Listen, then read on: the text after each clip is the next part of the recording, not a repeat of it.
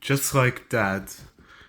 Dad, when I grow up, I want to be just like you, Simba said to his father. Mufasa nuzzled his son's head gently. All in good time, son, he said.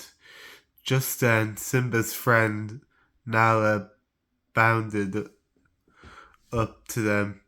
Come on, Simba, she called. Let's go play by the river. On their way, Simba stopped abruptly. Listen to this, he said. He threw back his head and roared as loudly as he could. Then he looked at her expectational. Expectational. Did I sound like my dad?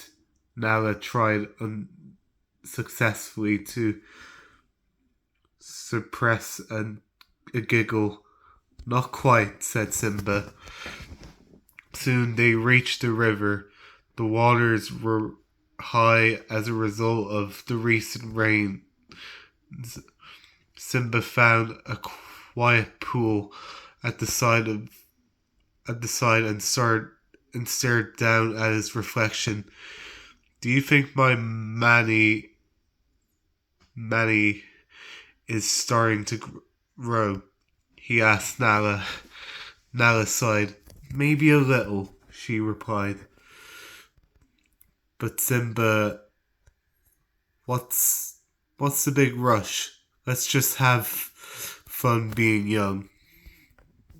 Simba was eyeing a tree branch that extended over the raging river. Well, I may not be as big as my dad yet, but at least as I'm as brave as he is, he shouted and raced up to the tree, climbing its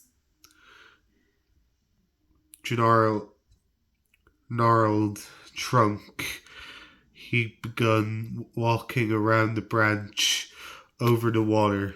Nala hurried over. She heard a loud crack. Simba! She yelled. Come back here! The branch is going to break! But Simba couldn't hear her over the loud waters. Nala bounded away to get help. Simba felt the branch begun to sag. Uh-oh, he said to himself. Suddenly the whole thing broke off and Simba tumbled into the water. The current was strong and he struggled to swim towards the shore.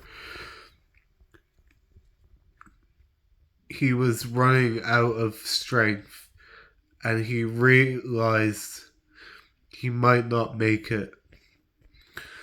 Then he felt himself being lifted out of the water and tossed onto the bank.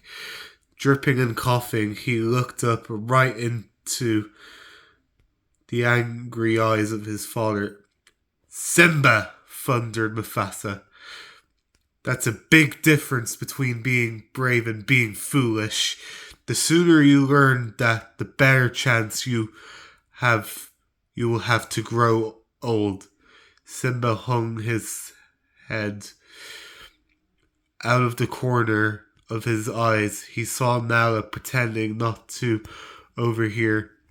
I'm sorry, Dad, he said softly. I just wanted to be brave like you. His father gazed softened. Well, he said, as long we are soaking wet, why don't we go to a quiet part of the river and do some swimming?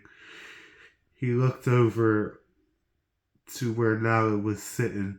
Come on, Nala, he called. Come with us. Yippee! Cried the cubs, and they all went off together.